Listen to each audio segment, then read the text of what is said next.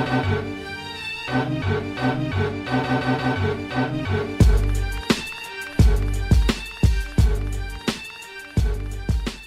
here goes, and welcome to the 180th episode of Throwback Hoops. Woody V is in the house. Please follow the show on YouTube and wherever you listen to your podcasts. And as always, I'm joined by my main man, Robert Clayton. What's going on, brother? What's up, Woods? Nice to be back. Another episode on a very rainy night in Sydney. We've had all the different weather, but yeah, looking forward to have this special guest. We always look forward to catch up with this guy.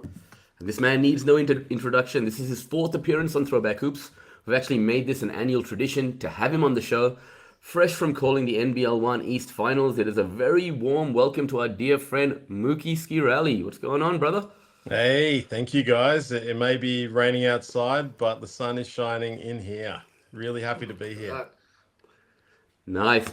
And you know how it works, Mookie. It was great to have you, firstly, and thanks for giving up your time, man. Really appreciate it. But yeah, let's kick things off. You know how we do. Nice to see you got a Portland jersey on. Tell us a little story about it. Yeah, so this one I bought. I managed to pick it up in Portland on my first ever visit to Portland last year. After 30 years of following the Blazers, I finally managed to get over there, and I was in heaven looking around some of those shops there, particularly the old Blazers bric-a-brac type shops that people kind of take for granted there. But for someone like me coming from the other side of the world, having followed the Blazers that long, it was pretty amazing. And I managed to find this one, which, I know you gurus will be able to work out who it is. I can see the computations in Robbie's head flicking through. No. Oh, is it Rudy? It's Rudy. Yes. Yeah. Yes. Well done. So, nice. Yeah. Very good. Rudy Fernandez, the Spanish sensation. He's a hell of a player, very talented player. Had a good start to his NBA career, coming in at the same time as Sergio Rodriguez on the Blazers. There formed a really potent bench duo. A guy who could hit threes, but also compete in a dunk comp. Had some great highlights for the Blazers during a really cool era there where we had that team with Brandon Roy and LaMarcus Aldridge and Greg Oden. But subsequent to that, he had a really good international career from there as well, going back to Spain, playing in EuroLeague. Dynamic 6'5" guard, really athletic, and he was NBA All-Rookie second team in his rookie season there. And I always liked him as a player. I wish he'd had a longer NBA career and managed to do more, but yeah, one of those guys I had a soft spot for. Mate, Spain needs a few more Rudy Fernandez is coming through because they're struggling at the moment, aren't they? It was so good for so long.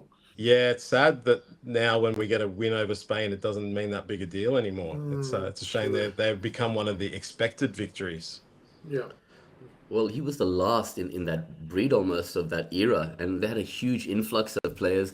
They would have expected someone like Rubio to stay on for a bit longer, and now they're in a period of rebuilding, losing all those guys. And Rudy held on till he was 40 nearly, right? So yeah, that's right. Yeah, I mean, he had that body type where he could kind of hang on. He'd always been very wiry and wasn't carrying too much weight on him, but just he was a smart player as well. But having that 3-point shot, he was a bit ahead of his time in terms of being that type of player that the NBA likes these days.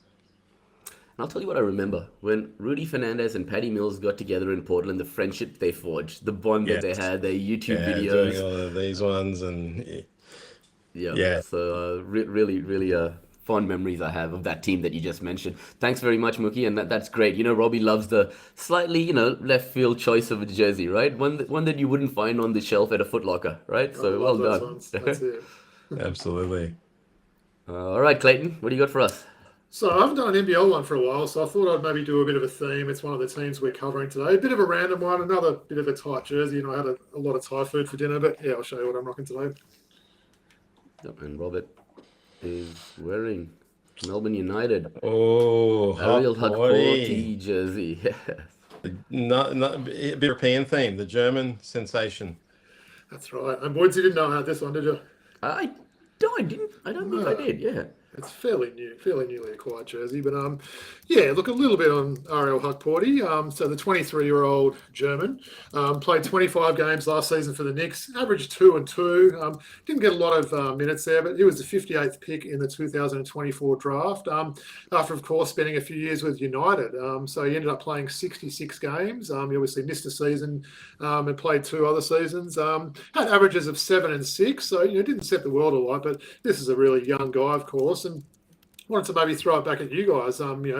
Being only 23 there and being such a big unit there, what sort of future do you see this guy having? Mookie. Yeah, look, what he has as an advantage is he has a naturally big, strong body, but also he has some decent foot speed on him, and he's got the right type of strength and smarts to be able to battle it out and be a physical presence and be a bit of an enforcer. I guess the thing that will always be the challenge for him is the current NBA of can he hit that outside shot consistently? That's the challenge. It's a funny looking shot too, isn't it? Yeah, it is. Yeah, it's like you say, a funny looking shot. It's so for him to consistently stick in the NBA, that's going to be an issue. And we know for a guy like that as well, if he does drop down to the G League's not a kind place to that style of player. It's more for your swingmen and all that. So he may well find himself back in Europe and have an amazing EuroLeague career. Probably not the worst thing playing behind someone like Mitchell Robinson as well, who's not exactly known for putting up 82 game seasons there. So you never know what might happen next year, and he continues to develop there at such a young age. And felt like he was always growing into that big body of his as well. And maybe missing that season with injury there, maybe set him back a little bit. But yeah, looking forward to see how he goes this season. Well, this is where the Next Stars program was really good for someone like Ariel Hukporti. He had that season that he missed through injury, and he came back. So he pretty much had a 3-year stint here with the United, including that one injury year. He came here, didn't speak English that well, but he left here, assimilated, how to live that professional life. He shared a locker room with the likes of Matthew Dellavedova, right? So I think Mookie's probably onto something. He's got that great relationship with Coach Josh King at SEM, right? And he's played in Europe before, so I think his game probably you'll end up seeing him in a long, fruitful career in Europe there, which his game is more suited to. But and being a local, of course, right? Yeah. So it's a lot easier to get a contract. There's a lot more spots open for him, I guess. I think so. Yeah, and don't worry, Woods, Robbie and I will translate any of those German games for you if you need That's it. Nice. No worries. Okay, I've got a fitting jersey today. Card of the week, or you want to do your jersey first? Go for card of the week first, man. Why not? Right. Well, I've got one especially for Mookie today. So last week I pulled out a special one for our great friend Matt McQuaid. Shout out to Matt. Hope you're feeling better after the health scare last week. I pulled out one of the Celtics legend, a former MVP of the game. So I thought I had to do the same this week and pull out a Portland legend and an MVP of the game. So it's got a beautiful auto card this week of the late great Bill Walton. Get the ball to the big guy. Look how nice that card is, right? Nice bit of that is on it there. beautiful. So, beautiful card. Got this one, quite a while before he passed away, so I know the values of these things have gone up, which is not really the reason why I get them, because I'll probably never sell any of the cards I've got. So Bill Walton. For those that are playing at home, I like to quickly go through a bit of a resume there. So he spent 5 or so years with Portland and then played with San Diego/LA Clippers before finishing off at the tail end of his career with Boston. Now, Mookie, I know you'll know how good this guy's resume is, but for those that aren't aware of Bill Walton, or they just remember him as the funny guy with the funny laugh and those, funny, shirts he wears. What do you call those shirts? Woods, like the hypercolory type things, tie-dye. Tie-dye. Yeah. Great sense of humor, had a real deep voice in that. But how's this for a resume? So he was a 2-time champ in 1977, of course, can't forget that one with Portland, and then 86 with Boston. He was finals MVP in 97. He was NBA MVP in 78. I think it's 2-time All-Star, which is a bit surprising given those accolades. He made a couple of All-NBA first and second teams, a couple of All-Defensive teams, and then in those latter years, he was a 6th Man of the Year. He's led the league in blocks, led the league in rebounds. The number 32s, of course, retired by the Portland Blazers, and also made that NBA anniversary team for the 50th and 75th anniversary team there. So amazing resume. Someone I always liked. I know you're a big fan of his son as well, Woods. I think you might have even shown a Luke Walton jersey on the show. A Cavs jersey as well. Not even random as you can get. So yeah, this one's for you, Mooks. An absolute legend of your Portland Trailblazers, a legend of the league there. So none other than Bill Walton. Well done. That's a beautiful one. It's and it is typically left to center as well. Not many people would have gone for that, but like you say, a real great of the game and a real personality of the game, a real promoter of the game. Definitely. 100%.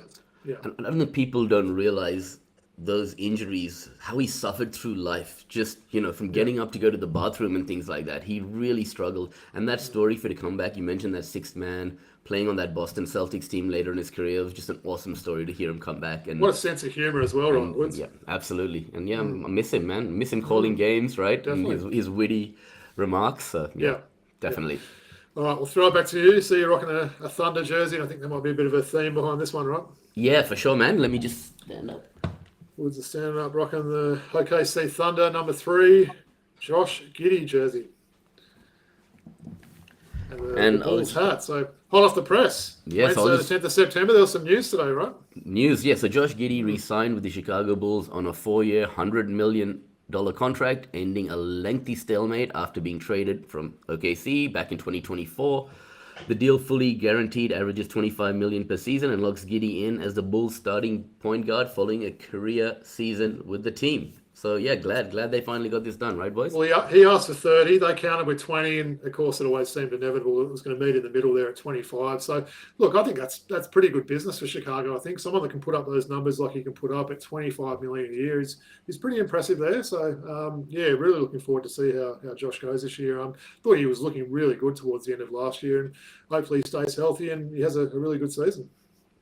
Yeah, definitely. Yeah. And I think, Mookie, sorry. No, I was just going to say it's kind of one of those situations where a salary is not necessarily dictated by the value of a player, but more by the market. And it's just been that situation where the Bulls had the ability to hold off, and they knew that they could get away with it just because of the way the salary market was. And either way, $25 million a year is a ridiculous amount of money for any of us to fathom. But it's still hard to say which way his career is going to go from here, but it seems about right. Yeah, and I think we saw last year the growth. He got an opportunity to showcase his skill set in Chicago, right? Whereas OKC, playing alongside SGA was difficult. So I think it's a good home for him, and we're going to see some more progression this year, hopefully, right? Hey, Woods, on a percentage chance, what percentage would you give Josh Giddey of one day making an NBA All-Star game? Percentage? Very high percentage. Really? Over 50. Really? Over 50. Yeah. Okay, I like that. Yeah. It's all about timing, fit, in the situation. And hopefully the Bulls can get a few wins as well, something like that to happen. So that too. All right, boys. Thanks for that. Really appreciate you taking the time to prepare for that. Shall we get into it? Let's do it. Let's do it. Let's start here. Okay, Ben Simmons has generated interest from the Knicks and another team. Hey, we're starting with Ben Simmons? We're starting with Ben Simmons, man. Wow. Let's start, right? Hot off the press, all right? Ben Simmons has generated interest from the Knicks and another team, but is also questioning whether he even wants to continue playing in the NBA next season. The former All-Star and Rookie of the Year, who has struggled recently with injuries and handling the public pressures of the league, is an option for the Knicks because of his upside as a lead defender and an athlete to fill their backup point guard spot, a league source said. However, Simmons, who has accumulated DNP CDs over the past few seasons and has over $200 million in career earnings, is sending a message that he isn't sure if he wants to continue playing anymore. Ben Simmons is a polarizing figure amongst Australian and basketball fans, but you can't help but feel a little bit sorry for him that it's come to this, right, Mookie? Yeah, I do in some ways.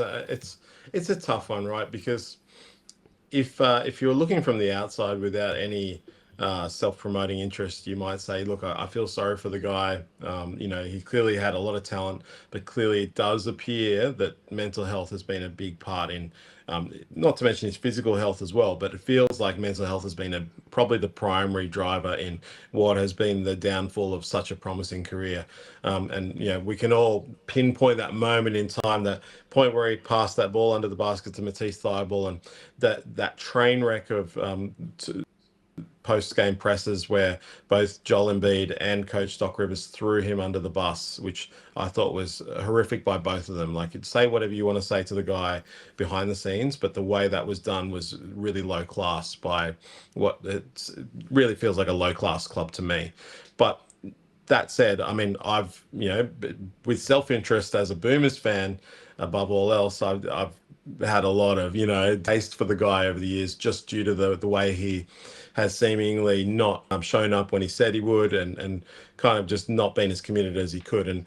But it feels like all the times that he's kind of pulled out of things, it's hard to say whether it's lack of commitment or whether it really has been those mental health issues where he's had to pull out of things just because he felt like he couldn't do it.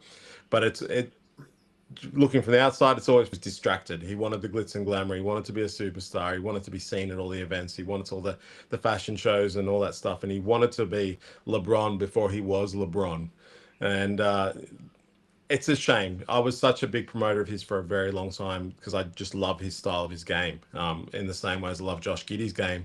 But above all else, I love Josh Giddey's attitude and the way he carries himself for such a young man, and that's the difference between the two. And that's something that Ben Simmons has always lacked. He's put the horse in terms of the fame rather than thinking about what do I need to do to get there. And at all levels throughout his basketball career, he's had those failings where it feels like he hasn't come to the table and really been as committed as he could be. And it's a shame because supreme athlete, first team, all defensive, an all-star, a guy who can just rip the ball down the court, take the rebound, and go for it, as very few can. And unfortunately, it does feel like it's probably going to be over for him. Definitely agree with everything that Mookie said there, Woods. I think one thing that's always stood out for me about Ben Simmons is I just don't think he has that love of the game. He's always someone that wanted the off-court sort of things more than actually improving on his game. And to be that far into his career and still having not improved some of those parts of his game, I mean, look, no one expects him to be Steph Curry. You don't expect him to be out there, jacking threes the whole time. But to have just not improved his shooting at all in his whole career is a bit of a blight on him and just shows that he hasn't put in that work, and probably hasn't wanted to put in the work there. So I don't know. I think that Knicks situation would have been good for him, right? If he could have swallowed his pride a little bit, taken that veterans minimum and gone in there and played with the team that, was really competitive last season. And I think he's someone that could have helped them, right? Someone like him in that New York market, that could have been a bit dicey there. And that infamous game that Mookie mentioned, being a crazy person, I actually watched that game 2 weeks ago. So I just had it saved on my Foxtel IQ. I'm like, I'm going to watch that. And it was great watching a bit of Kevin Huerter and John Collins. And of course, he was obviously worried that Trae Young was going to jump up and swat that shot, which is why he passed the ball to Rival there. But renowned shot blocker, renowned shot blocker, massive athlete, Trae Young, of course. But look, I wish him all the best. I hope it does work out, and I hope we haven't seen the last of him. But you've got to wonder what's going to happen with him, right?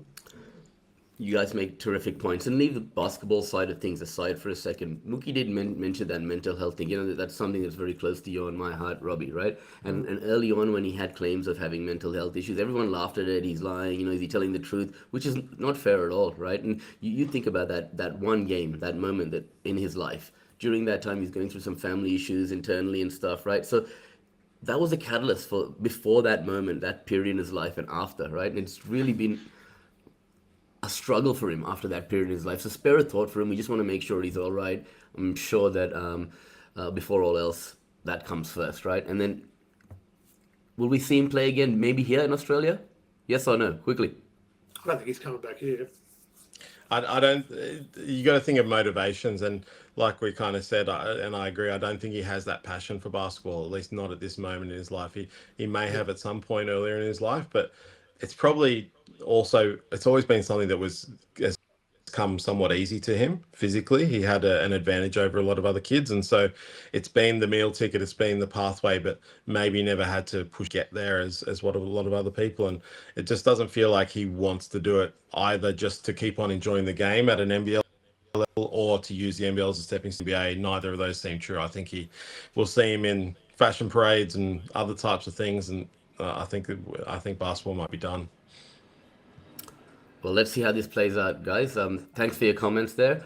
Okay, moving on. The NBA has hired New York-based law firm Wachtel, Lipton, Rosen and Katz. That's one for you, Robbie. That's a real law firm, to conduct an point guard for New Zealand. To conduct an investigation into allegations that the LA Clippers star Kawhi Leonard's endorsement deal with a now bankrupt environmental company was made up to help his team and its billionaire owner Steve Ballmer circumvent the salary cap, sources say.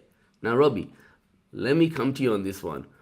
what do you know about this whole situation going on in LA? Because, yeah, I mean, tell me more, right? Look, it certainly does seem a bit fishy, doesn't it? I've listened to a few podcasts. There was a really good one with Ramona Shelbourne, who, of course, covers all the LA teams there. And she actually had a sit-down interview with Steve Ballmer. Then he basically, admitted quite a few times on that interview that he was embarrassed with the situation. So he said it 3 or 4 times, that word embarrassed there. It's a strange one, isn't it? You would have thought someone with his, business acumen there, he's an absolute billionaire and someone that's achieved so much in the corporate world there. How could he have not done his background checks and due diligence with a company like this? It was, basically almost a bit of a fraud company that's now bankrupt there. So that part is a little bit strange. Look, Kawhi's probably no stranger to a few little incidents over the years. Yeah, we know his uncle's normally involved with things. Uncle's a dentist, I think it is. But he's a very strange guy, right? And there's rumours that they offered basically money for him to do public appearances, of which he never actually attended because it wasn't a real company there. So I really feel like the league's taking their time with this one before they hand down a punishment. There's been some people, reminiscing about the Joe Smith punishments that Minnesota had way back in the day. I think there was a lot more clear-cut evidence there that they had been acted fraudulently there. I think this stuff, if Ballmer can prove it, look, this was a legit mistake and he didn't know and these sort of things, then maybe they get a pass there. But look, I think the NBA is definitely going to take their time. We know that Adam Silver's got a legal background as well, so he's going to want to make sure that they come down right on this one there. I don't know. It's hard. If you want to know in terms of what the punishment might be, Woods, it's pretty hard at this stage, that is it draft picks? Is it just a monetary fine? It's hard to say, but I think they're going to probably do, a lot of investigating and speaking with people behind the scenes with the Clippers and, potentially with this now bankrupt company. And I think it's certainly one to watch there, right? And not the sort of news that the Clippers wanted, a month out before the season. Yeah. I think the issue here, and like you say, Adam Silver being a lawyer is very careful with his language when he talks about it. But I think the issue here compared to like a Joe Smith situation is they don't have any smoking gun. They don't have any clear-cut evidence. And so unlike in those other situations like the Joe Smith one where they had leaked emails with clearly said, this is what we're going to do, either this was actually something that was totally not sinister at all, or Steve Ballmer, being a very smart businessman, was smart enough when they had this conversation to do it all audibly and to avoid it turning into something that was written and not being stupid enough to create a paper trail on this. Now, but you look at, you connect the dots, right? So Kawhi received $48 million from this company. This company, finding him as an ambassador, did not make any press release about him being an ambassador. You'd think if you want to get your money's worth, that's the first thing your PR team's like, great, let's put this press release out about Kawhi. They didn't do that. Yep. Secondly, they never used him in any of their marketing, which was kind of the purpose. And you could say, well, that was just negligence by a company that ended up falling over anyway. But they would have at least put out the press release at the start. So it was kept quiet. Then you say, okay, he got paid $48 million. Steve Ballmer invested $50 million into it. That kind of seems like a quid pro quo, very similar numbers. It came after that company had tried to be the naming rights sponsor of the Clippers, and they chose a different one that sounded better. So maybe this is where they wanted to spend their money to somehow get some influence there. That said, Ballmer's been able to come out and say, well, I that 50 million is less than 3% of the company, so that doesn't fall afoul of the 5% rule that exists with the NBA. And some people say, well, he's got that much money that 50 million actually is just a small bet to him. It's like one of us saying, oh, we'll go and put $500 on BHP. I think they're a good bet. So the tough thing might be the NBA might not be able to mete out any punishment because there simply isn't anything they can actually catch them on. And that might be why this is taking a while. Hey, maybe Kawhi can just sit down and do a really long interview and explain his side. Oh, actually, no, that's not going to He's known to talk a lot. He gets out there on he loves having a chat. Got a good laugh as well, I hear. Yeah. He's a really funny guy. He's a fun guy. You just got to ask. You just got to know what to ask him. All right, thanks, boys. Now, Mookie, let's move from LA to your Portland Trailblazers, right? Look, they made some interesting moves this offseason. One I want to turn your attention to is the acquisition of Jrue Holiday. Reports are coming out that he has made Chauncey Billups and the Blazers rethink their rotation? You have winning games versus the development of the youngsters this year, Mookie. What are your thoughts here, and how do the Blazers front office weigh those two variables up? Yeah, I mean, Portland is a funny market. It's a funny club. We're a team that, like, you've got to go back to Bill Walton to see some true, real success. Before that, it's been a while before we got close to success, and I mean, more recently, it's been a long time since that, and so losing is kind of something that happens a lot. So what I'm getting to is how much appetite is there for Blazers fans to keep on seeing losing seasons to accrue draft picks and get good players altogether versus winning some games and maybe just missing out on the playoffs? Because inserting Drew Holiday feels like something you do if you want to win some games and get close to the playoffs rather than actually getting there. And he's a really handy player to have as a mentor, and that feels like the biggest benefit in bringing him in. If you want to take a crack at getting Scoot Henderson and some of the other young stars into being absolute stars, yeah, exactly. So that you bring in a guy like that, along with the return of Damian Lillard. So question is it just for that, or do they really want to use him to win games? I think Drew Holiday is the type of competitor who wants to get on the court, right? He doesn't want to come and sit on a losing team because he's in still the prime of his career, could be going and playing on a championship contender. So it would hurt him to just sit there and be a mentor in the background. So I think they're going to use him a lot. Question is that in the best interest of the Blazers in their current state? My best bet is they're using him because they really think, well, this is our best chance at mentoring the young guys. Yep. Definitely. And Robbie, maybe I'll just jump off what Mookie said and throw over to you. Drew Holiday, Shaedon Sharpe, Tamani Kamara, Denny Avdia, Donovan Clingan. That starting lineup's going to be competitive. They're going to win some games, right? So, I love Denny Avdia firstly. That guy was awesome. Yeah. Look, there are some solid players on that, right? Hopefully, Kling Kong has a decent sophomore season as well. Yeah, look, I wasn't massively high on Drew Holiday last season with Boston. I think he's really started to slow down considerably there. I think his defense wasn't as good. Shooting's pretty up and down there. But look, they got rid of a guy in Anthony Simons there who was quite a high usage player there. So you could see Holiday getting the keys for a bit, and I think he probably could work with Scoot Henderson. Like you mentioned him before. So yeah. Interesting, but I like that sort of squad that Portland's got. We know how strong the West is, but they've got some pieces there for sure.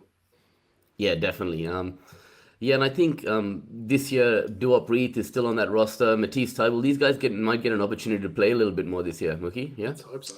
I hope so. Yeah, certainly there's a chance. Duop both Duop and Matisse sort of sitting behind some players, and it just comes down to there's injury chances or rest or but they're both certainly good guys to have around the team, and they're both still hell of a players, both of them. So hopefully they are getting good reps because from an Australian perspective we want to see them in the Boomers program with plenty of reps underneath their legs. Definitely, and the Blazers are going to be fun to watch this year. So if you've got League Pass, jump on and catch a few Blazers games this season. Yeah. All right. Okay. Bryce Cotton has officially secured Australian citizenship, calling it a blessed moment for him and his family. 5-time MVP and 3-time NBL champion Bryce Cotton has officially been granted Australian citizenship. Robbie, what are you going to say, man? Oh, I hadn't heard that news. Yeah, I think my phone nearly ran out of batteries after that news came through the other day. So, look, I think it all starts to make sense now, right? I think this is obviously something that the 36ers probably knew that they could get done. This is probably part of the way they got him to sign and stop him from going over to Japan, like basically the whole basketball world thought he was going to do. Honestly, full credit to him for doing something that the Wildcats were clearly incapable of doing there. I think this is huge for Adelaide. It gives them a lot of salary cap flexibility over the next 3 years, which, of course, Cotton is signed for the 3 years there. Also allows them to add another import this season, which is crazy with that stack. So they could look at really getting a role-type playing import, a shot-blocking big guy off the bench, a 2 or a 3. Todd Withers. Exactly. Someone can do lockdown. Someone with one particular skill set. That's something they could really try and do there. So I think it's a great coup for Adelaide there. yeah, as I said, probably depends on how the team's going and if there's any injuries, whether they do pick up that third import now. But yeah, he's going to start the season as an Aussie.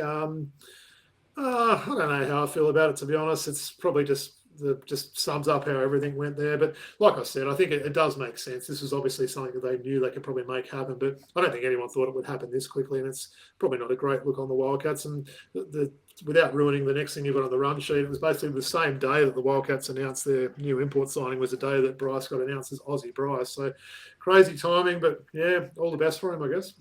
Yeah, definitely. And I guess, Mookie, this is more an advantage to the Adelaide 36ers, as Robbie said, over the next 3 years. Do you see him contributing in a Boomers uniform? It's an interesting one, isn't it? There's a few factors to look at here. One is the immediate does he want to? Because he came out with that probably thing not. Of I don't even want to, and yeah, but that being in a moment of anger, and he's in a different world now. So, but the other factor goes back to that man we mentioned just before, Matisse Thybulle. For sure. So do you even want him over here? Which one of those guys fits better? I always thought if we were running the program that we've been running for many years, it would have been great a few years back to have the swap over of Paddy Mills and Bryce, because they just perfectly swap in and out for each other. And if you created an offense around that, you just swap those two guys, man, what a combo to be able to swap those guys in and out.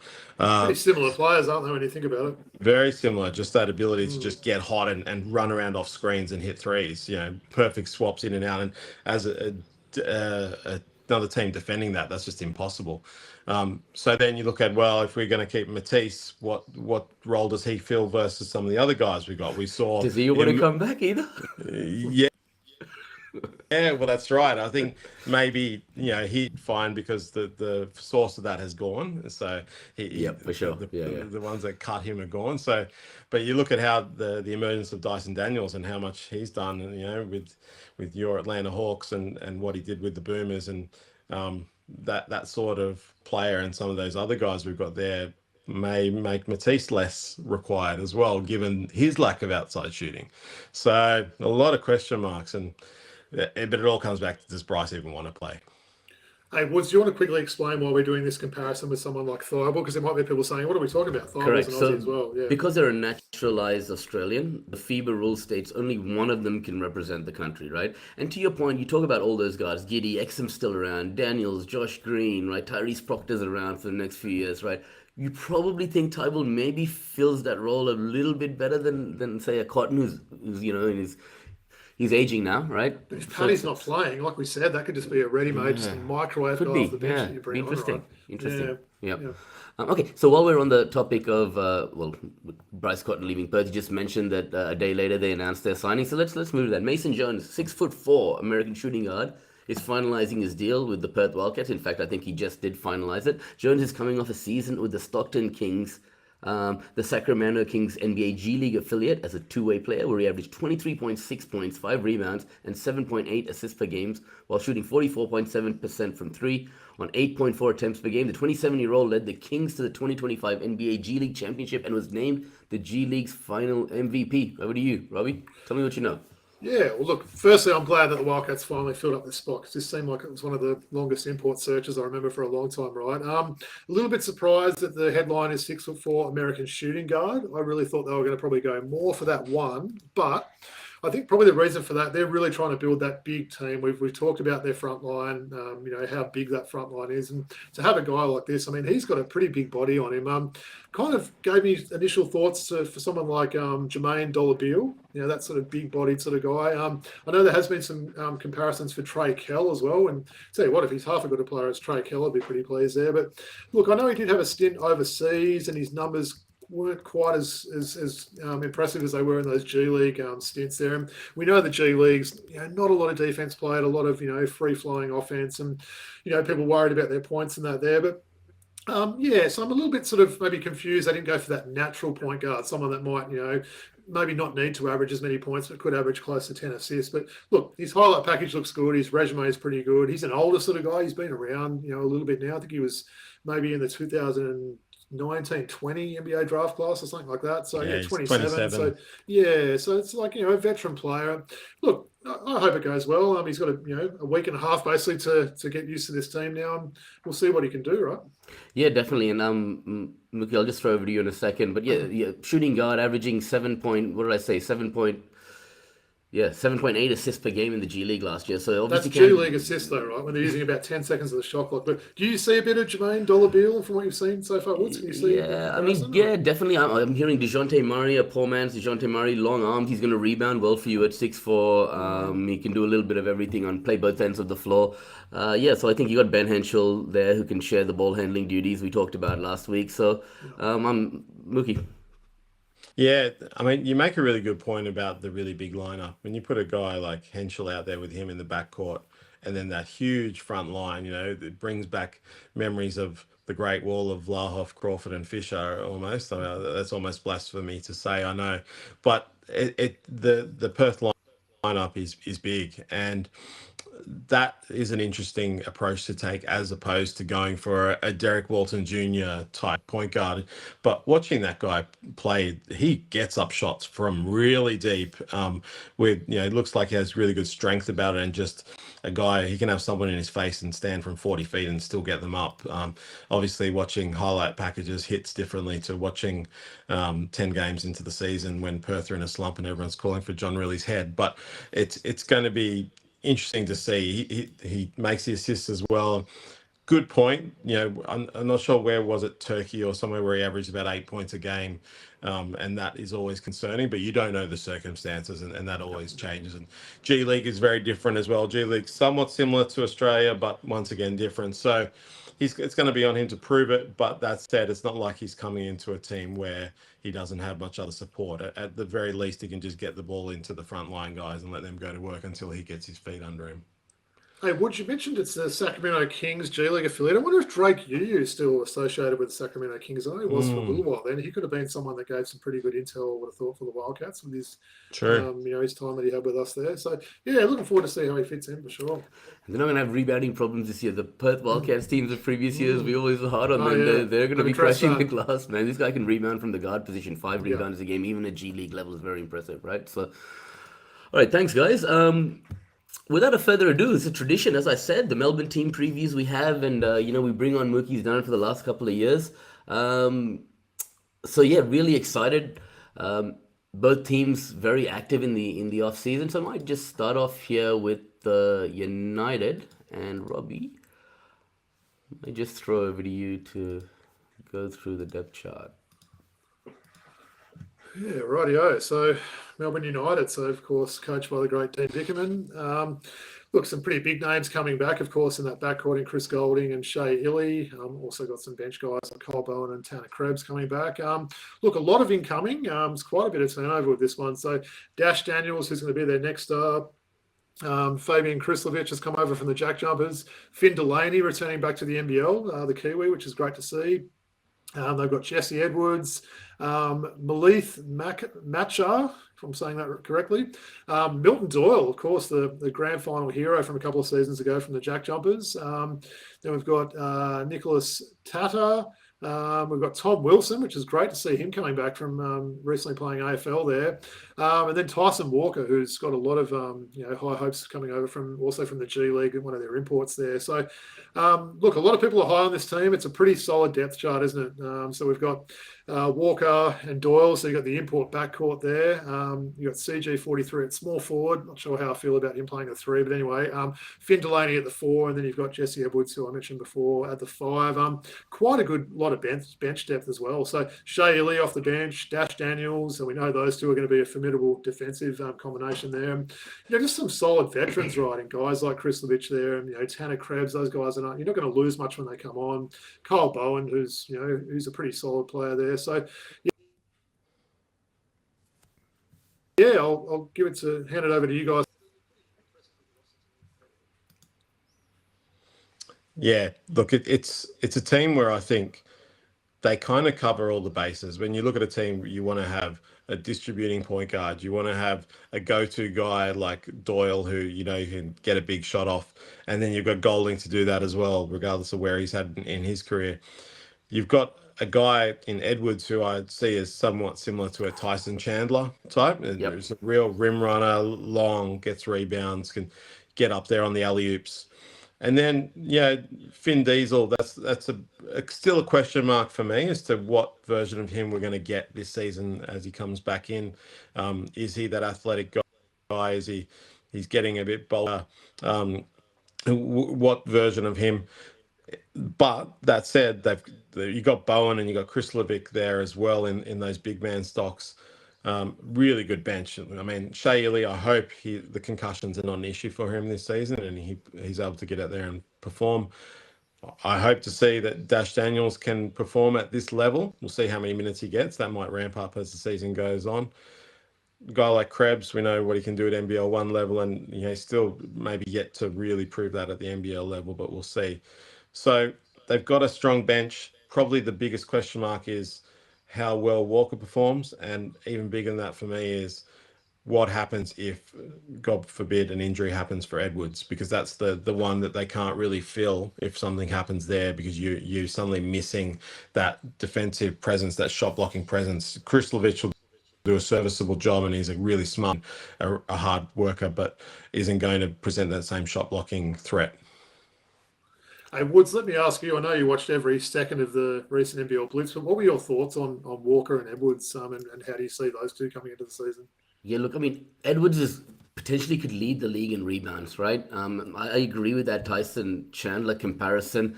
And then Tyson Walker, right? He's pretty much gone unheralded. We haven't spoken about him much, but then seeing him at the Blitz, right? Other people were, other guards were touted much higher than him. Like, we weren't speaking about him as much as Kendrick Davis moving to Sydney, or a Bryce Cotton, moving to Adelaide. But when we saw him play in the Blitz, that changed a lot of people's opinion. This guy is for real. I mean, Matt McQuaid came on last week and he said, what was the one thing at the Blitz that actually stood out for you most? And he said it was the play of Tyson Walker, right? So this guy's the real deal.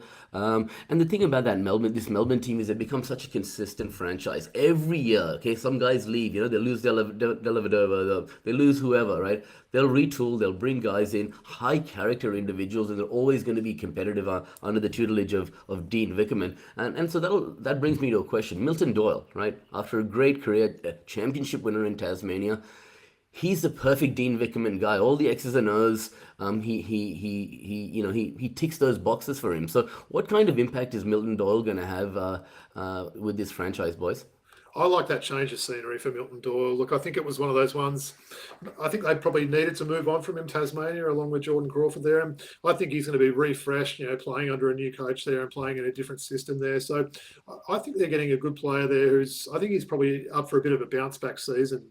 Look, he's coming to a team that finished second last year with a 19-10 win-loss record. So they were certainly an impressive regular season team there.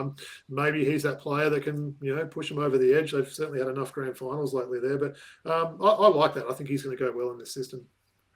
Yep. Yeah, agreed. Change of scenery, and we know he's that clutch bucket maker, and when you combine that with goaling and people don't know where to look, who to try and stop, it's going to give him the opportunities to really perform.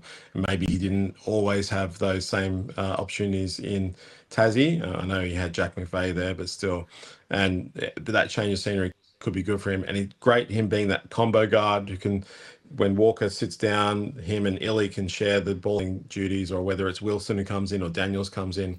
They got some really good versatility in that backcourt. And we know with the defensive structures that Dean Vickerman puts out there that he's going to play a good D and that the team will as a whole. So very formidable lineup. Yeah, thanks, guys. And finally, one thing I want to bring both your attention to is, Mookie, I talk to Robbie all the time. Like LeBron, he's at the end of his career. All these kids who have just started watching the game now, enjoy it, right? You're lucky to watch the end of this great man's career. Talk about someone like CG43. He's not getting any younger, right? He's at the end of his career. And there's a lot of youngsters who are now watching the NBL, because it's all eyes are on the NBL. So to all those youngsters who are going to get one, maybe two, maybe 3 seasons if they're lucky left of CG43, they should turn on their TVs and enjoy what he's got to offer, right? Because he's a legend, and we don't know how much time he's got left.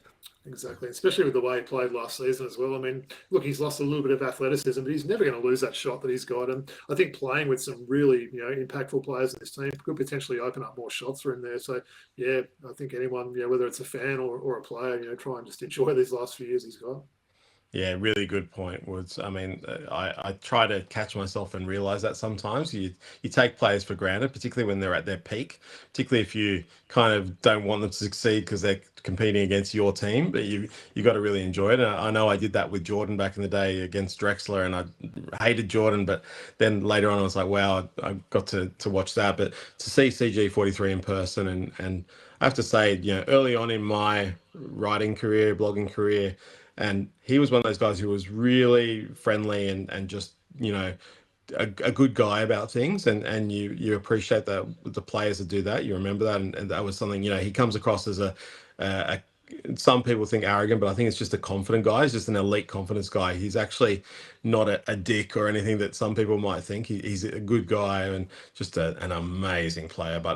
It's a shame that he never got a significant shot at the NBA, because he's literally a world-class shooter. The shots he hits and the way he does it on the big stage, and when he hits that big shot in front of the Melbourne home crowd and gives them these ones, and there's not many greater performers. It's really that "are you not entertained" type moment when he hits those shots. So you love to watch it. Yeah, and I think we talked to Lee Ellis, I think, recently, and he said he's talked to a lot of NBA scouts and stuff over the years, and they've all said to him one trick that was missed was they missed on CG43, right? They missed an opportunity there. So, unfortunately, he's had a great career. Let's enjoy it while it lasts. Okay, without further ado, then, give me your predictions, boys. Where have you got United this year? Robbie, maybe start with you. Yeah, look, I'm still struggling putting together this ladder predictions that I've got there. I've heard a lot of people saying they're championship favourites. I think they're a chance. So I'm going to say I'll probably sit on the fence a little bit. I'm going to say they're a top 4 team with a chance, if the upside with these new players, to potentially go to a grand final. But I'd say top 4. I want to preface this by saying, like we were saying, this is, and I know it's cliche, this is a really exciting season. We're talking about all those different imports around the league. It's one of those things you like walking into a candy shop. Where do I look? There's so many great players in every team. There's so many great stories with great players switching teams that it makes it hard to assess. That said, I put Melbourne up there with Perth in my top 2, and I feel like end of the season they will be in the top 2 on the ladder, and they will be the 2 teams that are in the grand final. And I'm going to agree with Mookie here. After really analyzing some of the teams so far, I think we've done about 7, Robbie, out of the 10, right? I'm really, really hitting high on Melbourne. So I'm going to go top 2 as well for Melbourne, right? And finally, not that anybody wants to play Supercoach this season. I don't know what they've done with it, but give me a fantasy stud, Mookie. Well, you're only allowed to have 6 players in this new fantasy comp now, so I don't even know whether this is relevant now. And like you said, for those that haven't seen, they just get on X and see some of the comments that have come out today. But I don't know. Is this question even relevant anymore? I don't know. Well, yeah, look, stud. I think Jesse Edwards, if he gets some points to go along with the rebounds and blocks that he's definitely going to get, he will be a real stud. But the other can't miss on Milton Doyle. I think he's going to put up some points and assists and threes. I'll agree with them. I'm going to shout out Dash Daniels maybe as a bit of a sleeper there. He'll probably be pretty cheap. If there's some minutes available there, if there's an injury or something to someone like Illy or, maybe even Doyle or CG43, he could get some minutes there. So hopefully he can put up some good numbers at a cheap price. Yeah, thanks. Yeah. All right, guys. So from one Melbourne team to the other, now we talked about the strong lineups and the great roster builds that each team is doing this season. Just before you go into it and go through the lineups there, Mookie, for us, I think this is one team that maybe looks a little bit weaker on paper than some of the others. I want to get your thoughts in due course. But yeah, Mookie, maybe you want to take the audience through the roster for the season and the depth chart as it looks. Yeah, so quite often we kind of skip over the coach when it comes to these things, but Josh King is one of those coaches like Scott Roth where he really embodies the team and he's such an integral part of how this team is going to play. So I think it's really important to note him. The contracted players they've got there coming back, Angus Glover, Jordan Hunter, the 2 Sydney Kings, thefts that they made, or I should say ones that left that weren't taken care of well enough. Malik Lewis, who is really a mini Giannis in my eyes.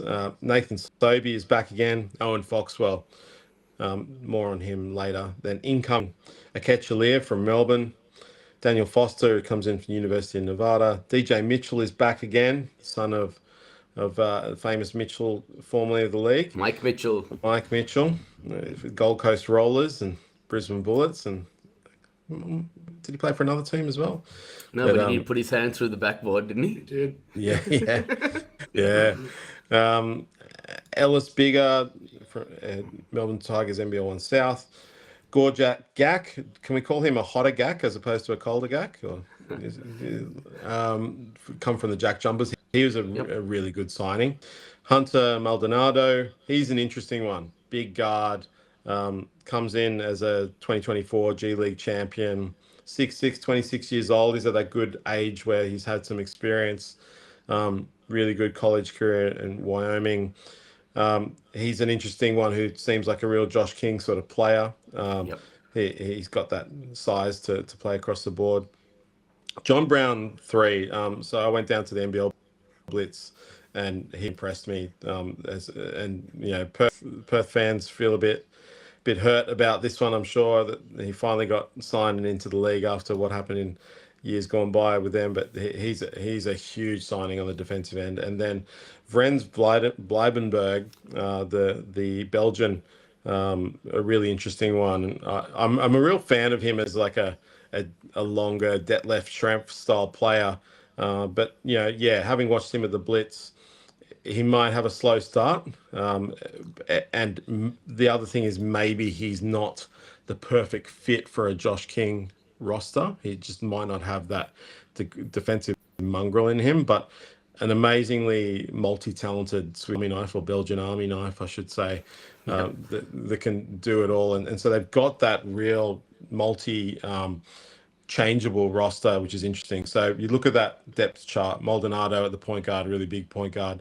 Sobey, we know if he has those opportunities to hit shots with people setting him up, he can do that. As it's been the career-long thing for Sobey, you just don't want him playing the point. You don't want him having to do too much, but you want him to just do and hit those shots and stay on his feet and not be falling on the ground all the time. But then that front line is a really interesting one. Bleibenberg, who knows what position he'll sit at most of the time, but if he's at small forward, he's a really big one. Brown is just up and in and into everything. You just feel his presence when he's on the court. Potential defensive player of the year, gets rebounds, steals, blocks. He's just a menace on the court, that energy. And Jordan Hunter, potentially the smartest player or smartest center in the league, just does a really good job in the paint, has that championship pedigree with Sydney. A real leader of men, and he's reaching that age as well where he's growing into himself, because he was already a leader from a young age and had that growth behind Andrew Bogut, and he's played with some really good players. So, but the interesting thing may be that how good their bench is. Just that second unit, Owen Foxwell, so good with the Boomers. Really interesting to see how he's evolving.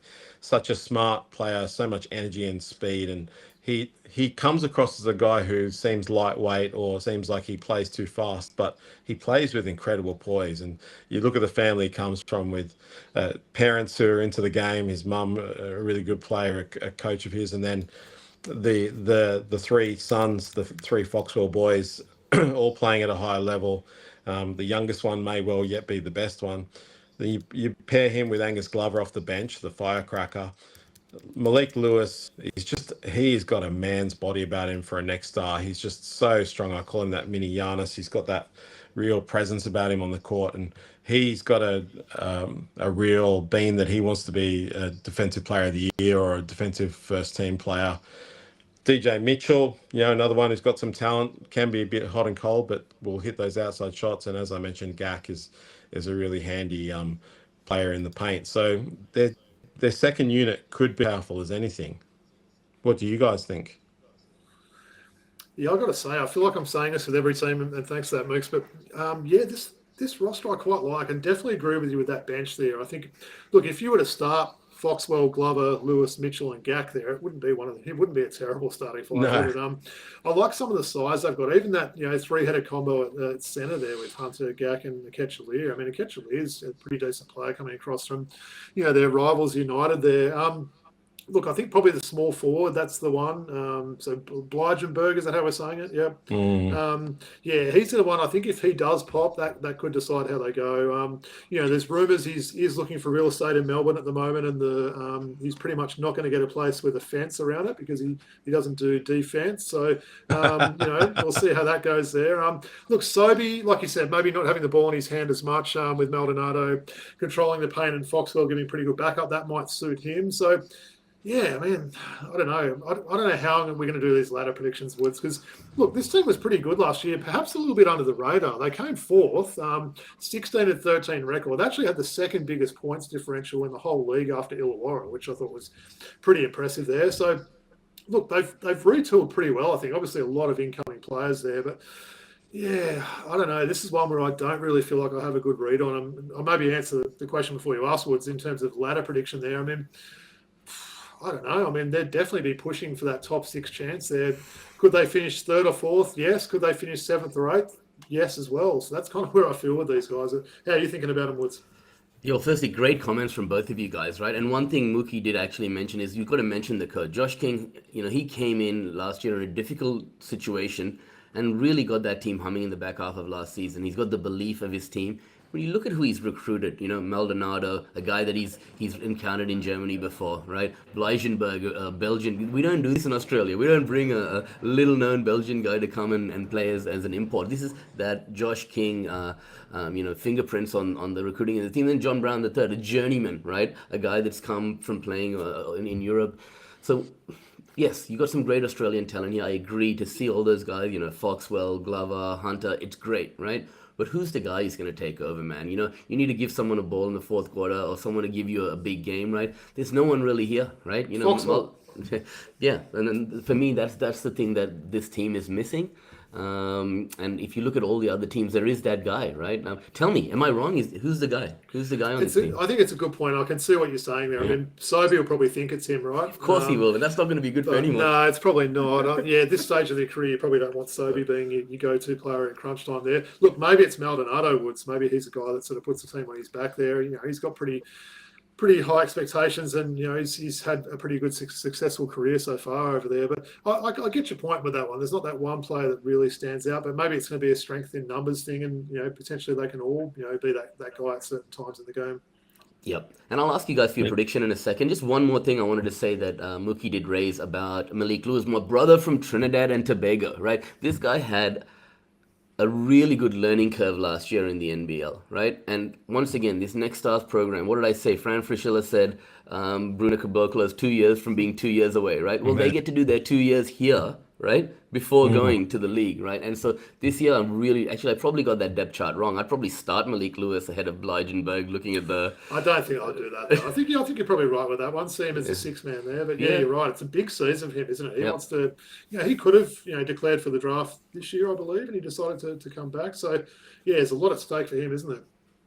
Yeah, well, they did bring Lewis into the starting lineup and Blydenberg off the bench in blitz, but that means nothing because Blydenberg was new off the plane, so hard to say. And look, Blydenberg being the multi-talented guy could be a good one to come off the bench and fill in at whichever position he's needed. But you make a great point about who is the go-to guy. And Maldonado's had some question marks around his shooting consistency, which is an issue. It automatically has to go to Sobey because Blydenberg, who knows at this stage, Brown's not that guy, Hunter's not that guy. So it's going to have to be Sobey, or you're hoping that you're blowing teams out. But they're going to be a defensive team.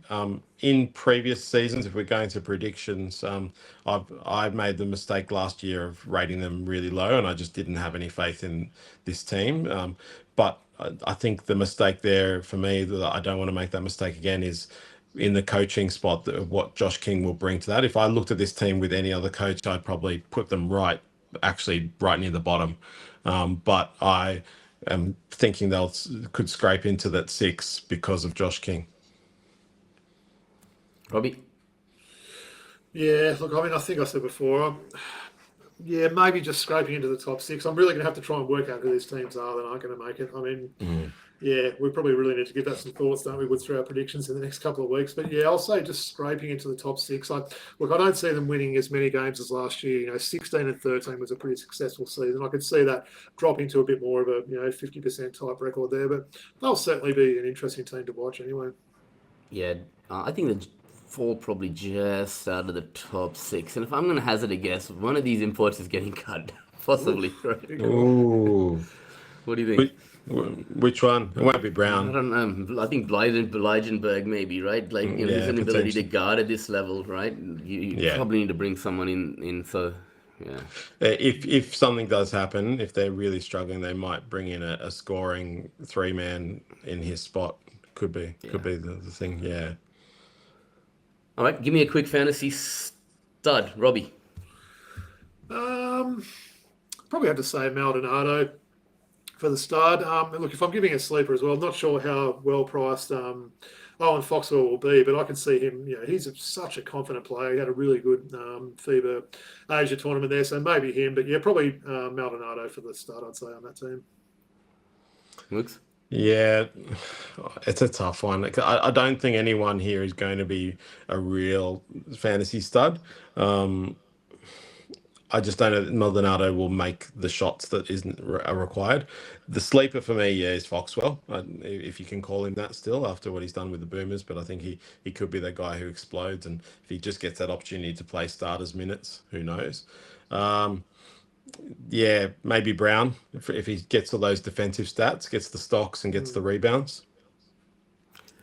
And Mookie, we have slept on that a little bit. Owen Foxwell progression last year under Josh King, right? Just shows how he developed there, and we saw with the Boomers and stuff. So really excited to see him play this season. And a couple of guys that I want to talk about sleepers. DJ Mitchell, things didn't work out in Brisbane. Gorjak Gak, he's been bouncing around a little bit. These two guys have got chips on their shoulders. So I'm going to go sleepers with these two. They're going to find a way to contribute and extend their NBL careers. This is an opportunity for them to do so. Right?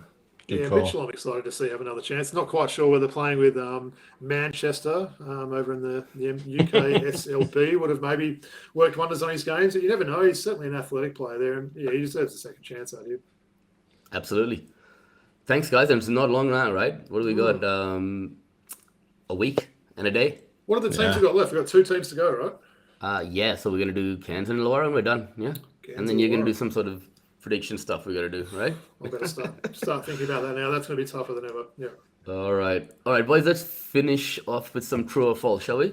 All right, maybe I'll start with you, Robbie. The Perth Wildcats did all they could to secure Bryce Cotton's Australian citizenship. I feel like you're writing these questions to try and get me all fired up. Kind of working. Definitely, yeah. No, I mean, I'd say false. I mean, if they did all that they could have, they would have got this done years ago, right? So it's a real blight on them to have not got this done, and then for Adelaide to get it done before the season's even started. So how long has he been in Adelaide 36 now? Is it like 2 seconds? 10 minutes, not even 6 weeks, something like that. So I don't know what the story is there. There must have been, something that Adelaide knew. And I don't know what Perth are doing. So no, definitely false. They did not do all they could to secure Bryce Cotton. Well, to be fair, it wasn't Adelaide. It was Mason Cox, the AFL player, that got him a lawyer independently, is what he said. Interesting. But, yeah. Does the lawyer wear glasses as well, or? Possibly. No. So my question to you guys is, Mason Cox was around when he was in Perth, right? He's obviously come to Adelaide, and someone said, look, Mason Cox did this. Someone in Adelaide told him, this is what you need to do, talk to this guy, right? So when John Release came out and said, we did all we could, obviously they didn't, because all they needed to do was get Mason Cox on the phone to Bryce a couple of years earlier, and we would have been good, right? So, okay, cool. Thanks, Robbie. Sorry, no more digs, all right? All right, you both have had the chance to watch some Eurobasket. Tell me, having it on the Disney Channel, it's been good. True or false? You've enjoyed it. Have you had a chance to watch it first of all? I've consumed most of mine via YouTube. I haven't actually been on Disney, but yeah, I've watched a lot, particularly of highlights. I tried to keep across all the games, and I love FIBA basketball. I love the nature of it. I love the toughness and the passion, the parochialism of people when they're playing for their country, particularly in Europe. It's just, it's something that that the NBA doesn't have. It's something at a different level than what the NBL has as well. And it's great to watch and seeing these powerhouses all playing each other, because let's face it, we don't get to see all of them play in the World Cup or in the Olympics because they all get eliminated against each other. So it's fantastic to watch. And those stars, the star-studded teams, and then the likes of Georgia, who aren't star-studded, being able to come through and surprise has been wonderful. Yeah, for me, I'll probably have to sit on the fence a little bit. I've been really busy the last couple of weeks. Don't have the Disney Channel. Maybe the times don't quite work out for watching the games live. I've certainly been following with match recaps and box scores, and so that's probably my take on that. I have been enjoying teams like Finland and Turkey having some success now, and just showing you how tight this European competition is with teams like Serbia and Spain and France, and not even progressing out of the quarterfinal stage there. So it will be interesting. I have a feeling that Greece might go all the way, just with Giannis probably being so dominant there, but we'll see how that ends up. Yep. So we got Greece and Turkey in the semi-finals, and then as you mentioned, Mookie, like the Spanish team obviously losing a lot of players opens up the door for other teams. So Finland and Georgia tomorrow in a quarterfinal, and then Germany and Slovenia in the other quarterfinal. That'll be a cracker, won't it? Germany, Slovenia. But Germany is still the strong favourites, being the champions, and they can't be forgotten about. I mean, a lot of the other really strong teams, like Serbia, are out, so that gives them a shot. Greece, obviously, a good team, but very much dependent on Giannis. But just if you've seen any of the highlights of Giannis, or if you haven't, I'd implore you to go and look it up. Just the way he's had to play against some of those teams, the way he went against Israel and some of those squads of Spain, that having to just smash through bodies, and it's just classic Giannis basketball. And watching all of Luka's highlights, but Finland's been interesting. Lauri Markkanen and the 17-year-old guy they're calling Slim Jesus. I don't know why. I don't know where that nickname comes from. I thought the original Jesus was quite slim already, but this guy, he's got massive hops, and he's already had a couple of epic dunks that have been shown in slow motion. So he's one the NBA scouts have got on their radar, which would be interesting. But for NBA fans, it's interesting to see how good Lauri Markkanen is playing at this level as well. What's his name? Mika Murinen? That's the one. He's only 17 still. 6'10", I think, but like a huge wingspan, and just these hops and flexibility, and can hit some outside shots as well. So really interesting player. And you mentioned accessibility through the FIBA channel on YouTube, Disney. Really good for the Australian broadcasters to give this accessibility to the public to watch some of those games. So great. Yeah, that's right. The interest is there these days. People are more open to what's out there. And for years and years, people have always talked about, European basketball is great, but they don't really get to see it. So it's good to have that opportunity. Yep, definitely. Okay. Now, I told you not to talk too much about this guy because I'm going to true or false about him, right? So I'm going to ask you this one. John Brown III is flying severely under the radar. I'm going to say false. Look, I think people are really expecting him to come on, defensively and be a beast there, which he's likely to do. I just wonder what his offense is going to be like, right? That's the bit that, you've got to play both ends. We're talking about, the Bleijenberg there may not be great on defense. So what if John Brown's offense is not, who's going to really play a big part for the Phoenix there. So, look, I'm expected to, he's going to have a pretty solid season. There's, a long time waiting him coming here, but I'm going to maybe say false on that onwards. I think he still is a bit under the radar just because he's only just come into the country. He's been talked about in the past, but because of the high-profile signings across the league and the movements, the Bryce Cottons, the Montrezl Harrells, etc., that it's a player like John Brown III is kind of forgotten in some ways, and I agree that he needs to have some offense. It would have been great to have him alongside Matt Hurt at South East Melbourne. That would be the perfect antidote to each other, the defense and offense. So that is an issue across the board for South East Melbourne, that they don't have that offense. So, but he holds the EuroLeague single season steals record. This guy is just a real pest and a menace, and I think maybe a lot of teams aren't ready for the type of energy he brings. Just watching him live in person, he's really impressive. Yeah, I agree with you, Mookie. And look, his offensive game, we saw at the Blitz. He can step into that medium range jump shot, right? He's a lob threat. He's a rim runner, as you said. He's going to pick up that garbage. But this is a guy that can give you a combined 4 stocks, right? A combined 4 steals and blocks a game, right? And I think he's someone who could be a defensive player of the year candidate because coach will want him to, be that trendsetter on the defensive end for this team. And if that team's going to win ball games, they're going to rely on him. Yeah. And he's battle hardened. You can see he's played in big games, and he's ready for whatever battle that and that's the type of basketball the Phoenix are going to play too. Yep. And a definitely Coach King guy, right? Type of guy. Yeah, absolutely. Yep. Thanks, boys. And finally, I'll start with you, Mookie. This is the season Scoot Henderson will really show he belongs at the NBA level. I'm struggling to get that faith. I feel in some ways. I think, does he belong at the NBA level? Yes, he will show he belongs at the NBA level. But will he be the second pick in the draft style player that he's expected to be? I don't think so. I think a struggle for him, and I know he's not the same player exactly, but for some reason it brings back memories for me of Sebastian Telfair with Portland back in the day. That point guard who's just going to shoot a low percentage and just going to disappoint in some way. So there's that potential that everyone's just thirsting for, waiting for it to come around, and he'll get 16 points and 6 assists maybe, but he won't do it efficiently. And I think there's going to be a huge benefit for him in having Drew Holiday and Damian Lillard around, and that's going to be the big change. So he will grow, and look, I hope I'm wrong. I hope that he will grow so much and learn so much from those guys, just in the being a pro, but also teach him some other little tricks of the trade as well, so that he can progress. Because I hope he lives up to his potential. It's just as yet, it's not. It's not. Doesn't. If I had to put a bet on it, I wouldn't be betting on it at this stage. Yeah, look, I'll say true. I think he'll show that he's a solid player in the league. I'm starting to wonder if maybe his ceiling there. Yep. Yeah, look, I'd like to see him, and I'm sure Mookie obviously really would as well, him being a bit more than a solid player. But look, if he's a solid player, then so be it. But yeah, it's probably a bit of a make or break season for him, I would have thought, this year.